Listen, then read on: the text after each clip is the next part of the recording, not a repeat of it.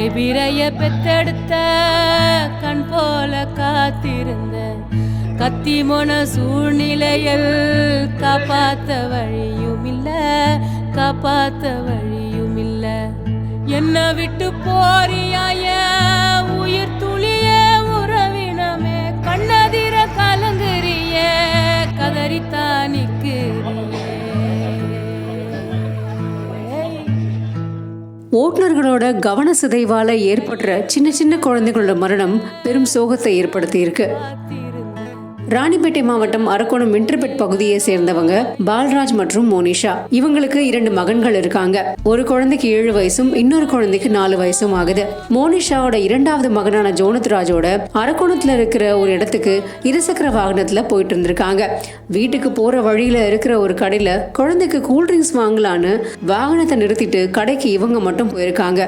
குழந்தை ஜோனத்ராஜ் வண்டியிலே நின்றுட்டு இருந்திருக்கான். அப்போ அந்த வழியா வந்த டிப்பர் லாரி அசுர வேகத்துல வந்ததுனால இருசக்கர வாகனத்தின் மேல மோதி இருக்கு. இதுல இருசக்கர வாகனத்துல இருந்த ஜோனத்ராஜ் கீழே விழுந்ததுல தாய் கண் முன்னாடியே குழந்தை இறந்திருக்கான். இதை அங்க இருந்து அவங்க பார்த்துட்டு மரண மூலமிட்டு அழுதுருக்காங்க.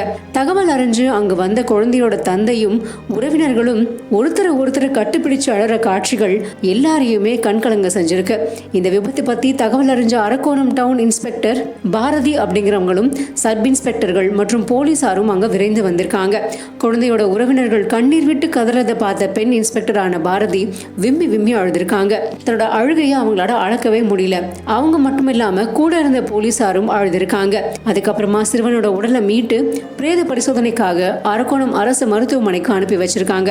விபத்து ஏற்படுத்தின லாரி டிரைவர் அங்கிருந்து தப்பிச்சு ஓடி இருக்காரு. போலீசார் லாரியை பறிமுதல் செஞ்சு அரக்கோணம் டவுன் போலீஸ் ஸ்டேஷனுக்கு எடுத்துட்டு போயிருக்காங்க.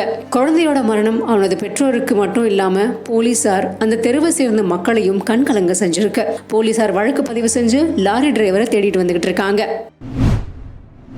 பக்கில ஓடை